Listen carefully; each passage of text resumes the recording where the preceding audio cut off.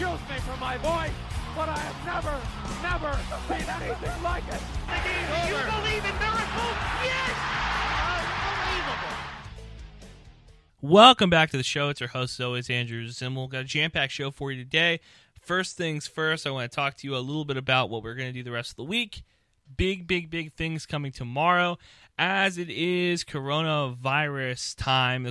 I should call it the coronavirus quarantine. Since we're doing that, we're social distancing, we're getting locked down. Prayers to those on the East and West Coasts who have been shut down, especially in New York and LA. Our prayers and condolences go out to those guys. Hopefully everybody is able to survive this and keep pushing forward. It's the light at the end of the tunnel is there, guys. We just need to get there. And once we're there, life will be better, I promise you. But tomorrow, big Television Tuesday. We're going to go over 11/23/60, which is a TV show, a miniseries on Hulu that's based on a Stephen King novel. I'm going to talk to you a little bit about that. And then, of course, Devs and David, those two FXX shows that are on Hulu. I'm going to do 3 separate podcasts on all 3 of those shows. So tomorrow is a big television day. You're going to want to check out that. But first, I need to tell you that we are going over the best players of the 2000s today. So we're going through 83 through 68. We did this last week for the 2010s. You guys seem to really enjoy it, so we decided to bump it up and go back to the 2000s. So from between 2000 and 2009. So 83 different players made an all-star game. So we're going through that first group today.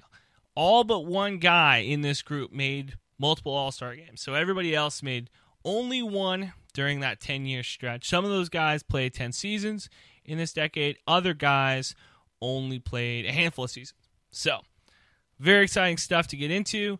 Also be checking out our best players left in free agency. That podcast is out today as well. So you got a lot of stuff to listen to these next few days. Hopefully you don't go stir mad during quarantine.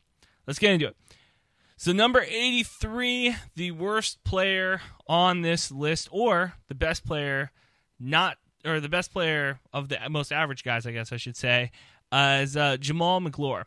Jamal Magloire, you might remember from his days in Toronto. He played Kentucky basketball before that, but he comes into this decade, all 10 seasons he played, which makes his 7.7 points per game and 6.7 rebounds per game even more suspect. True shooting percentage of 53%, though, so you got to give it a little admiration there. The win share, because he plays all 10 seasons, a little bit higher comparatively to other guys on this list.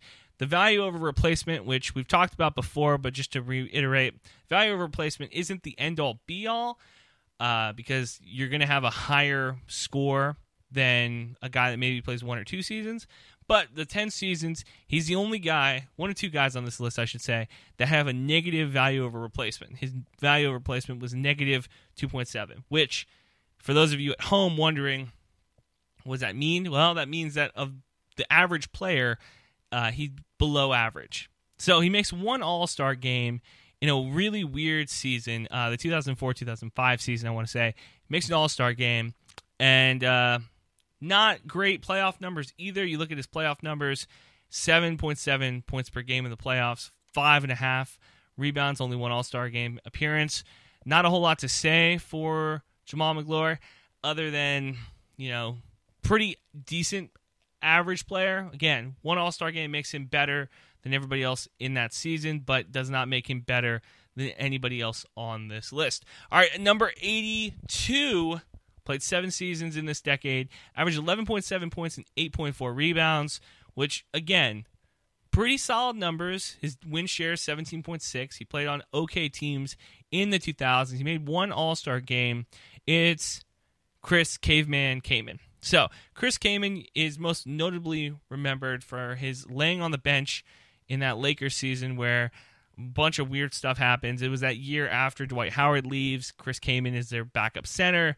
He falls asleep on the bench, or he pretends to fall asleep on the bench. That's probably what he's best known for. He also had one of the worst haircuts in NBA history.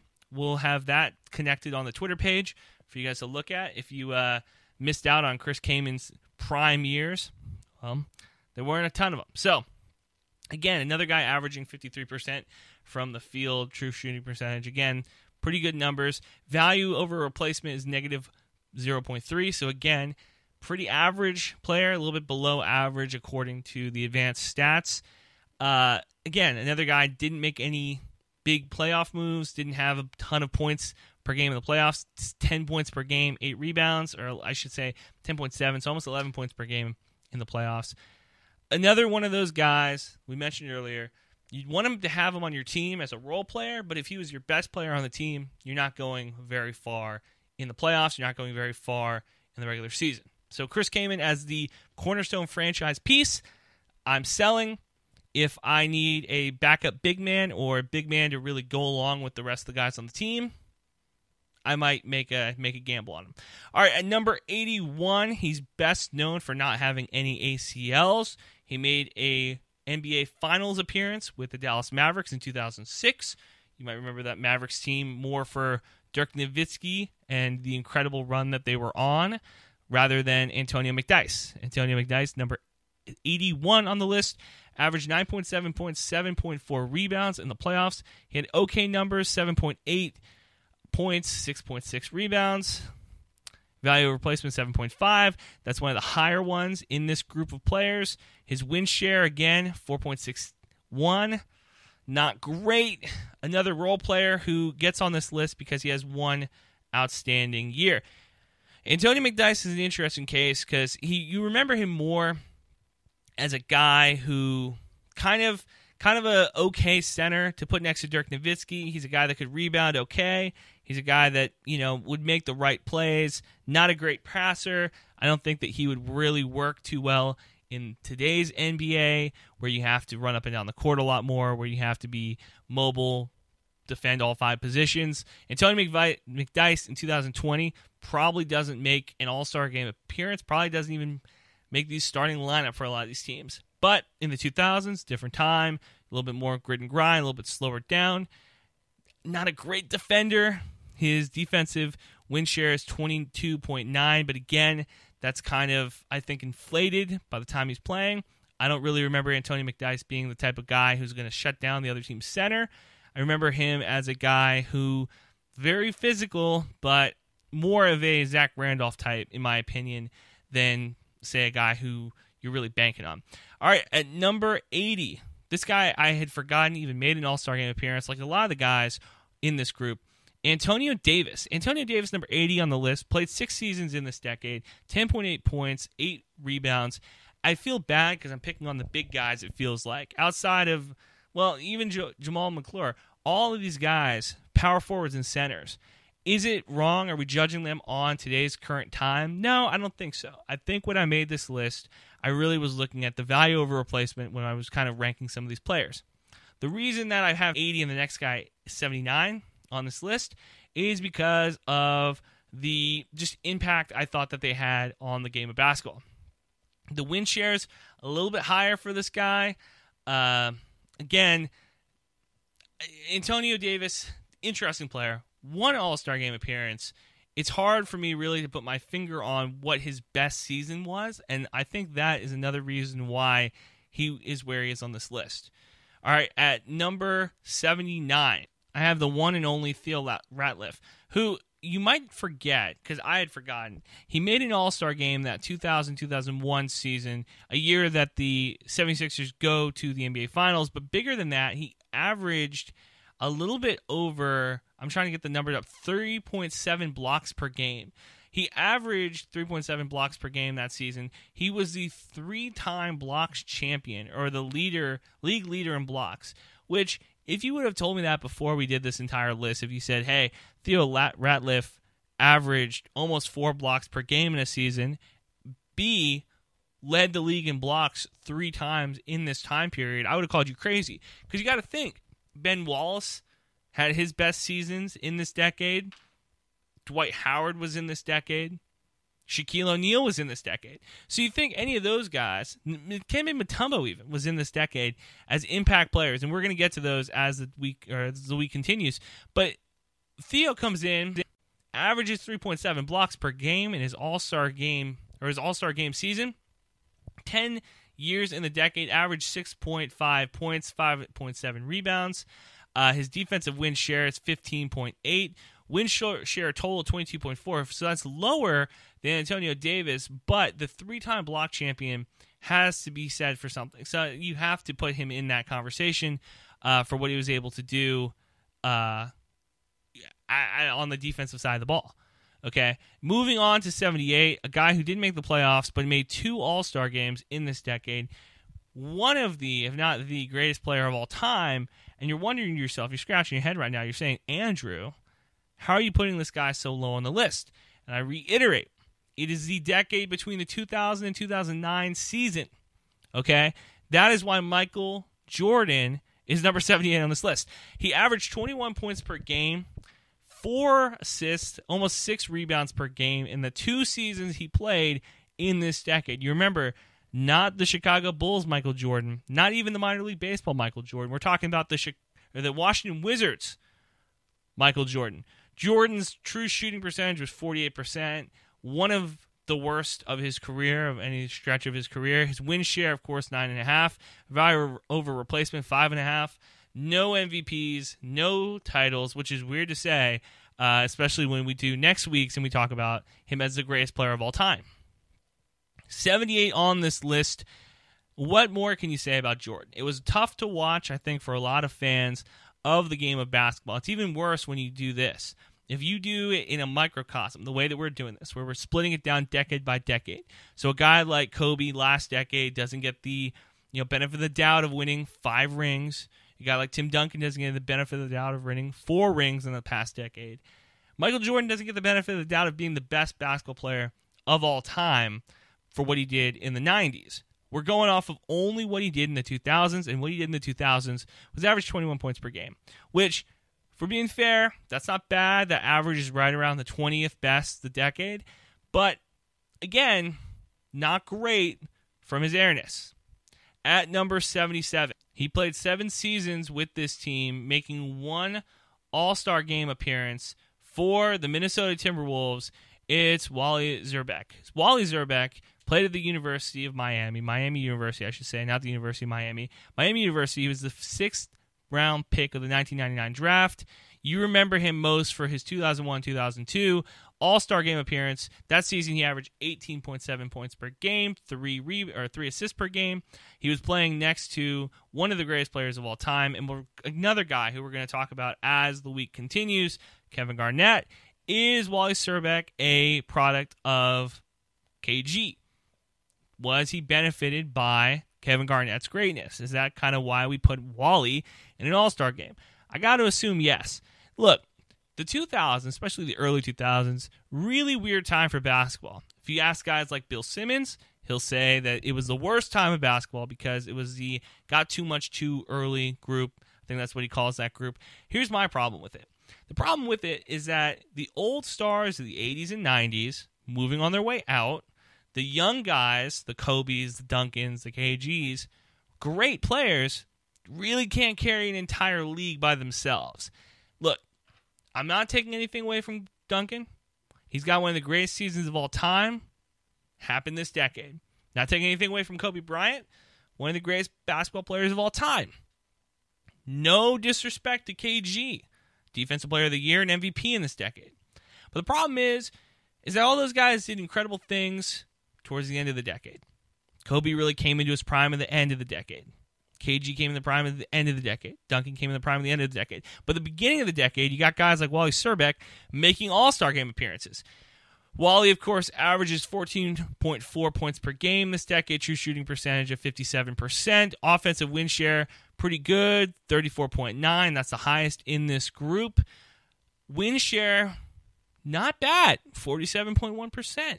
Value over replacement, 12. Again, another one of the higher ones in this group.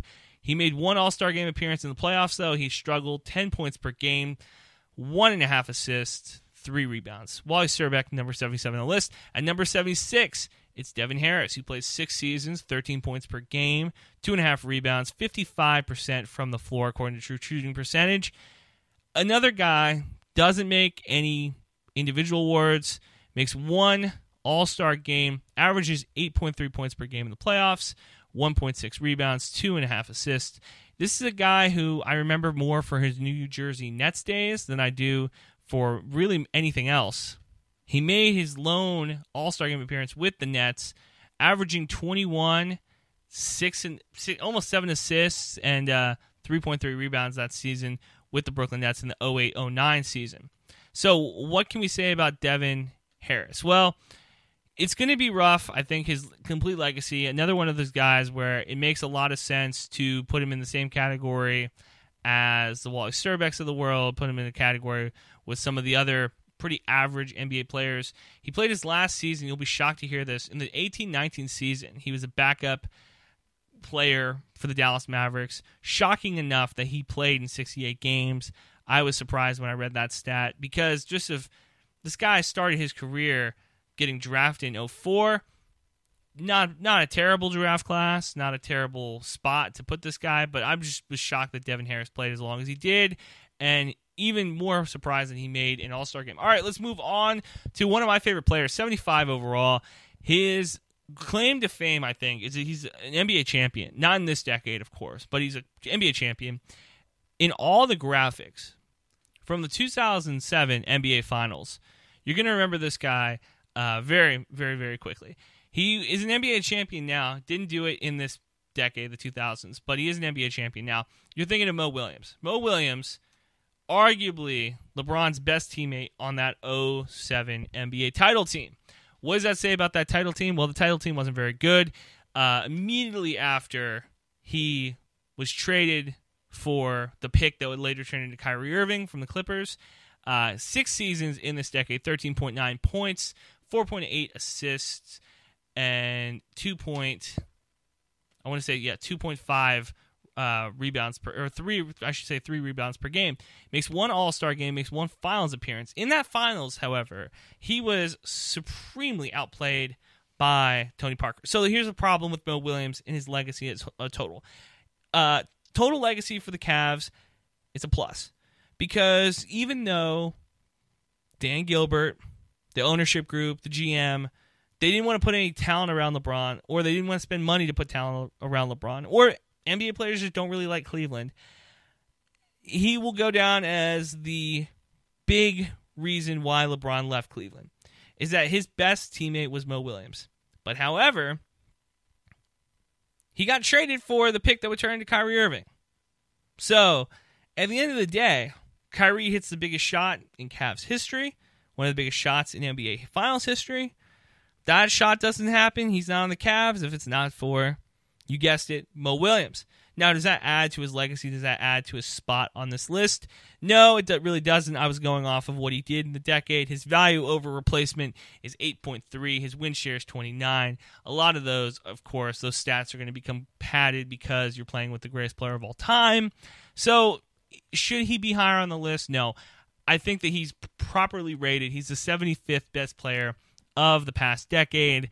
I think that if you asked any NBA fan, hey, where does Mo Williams rank for the last decade, they probably would put him right around 75 as well, maybe a little bit higher, maybe a little bit lower, but I think 75 is a good spot for him. At 74, the guy who I think put Paul George under his wing, a guy who was really coming into his own in the second half of the decade, and it shows for the amount of time that he played. I've always said that it's really nice when we get a player who plays 7-8 years in a decade, because you really can see the rise and the fall. You can really see the peak. You can tell a little bit more about the player when he plays a little bit longer in the decade. You got a guy like Michael Jordan, plays two seasons in the decade. You're not probably going to be very high. A guy like Derrick Rose, plays 2 seasons in a decade. We know that he gets better over time. But when you look at it in a vacuum, the 2 seasons, you can't really tell a ton about a guy. Danny Granger, on the other hand, played 5 seasons, 17.7 points, 2 assists, 5 rebounds. In today's NBA, he would, of course, be a power forward. In his time, he was a small forward. So we're going to judge him on the other small forwards that are going to make this list. There's a couple guys ranked a little bit higher than him because I thought that they were better players. But that said, for the position he played, for the way that he played for the Pacers, I'm going to give him 74 on this list. No finals appearances. Value over replacements, 12.6. That is the highest in this group of players, and it shows. I thought that he was a pretty solid role player. Thought he was a very solid NBA player. The problem is he gets hurt, and then that, of course, leads to the rise of Paul George. Danny Granger, I think, is going to have the same or similar legacy, or could have had the similar legacy to a guy playing in New England, Tom Brady. So before Brady, there's Bledsoe, Drew Bledsoe. Danny Granger's not Drew Bledsoe. Because if he doesn't get hurt, Paul George is still playing the 2, Danny Granger's still playing the 3.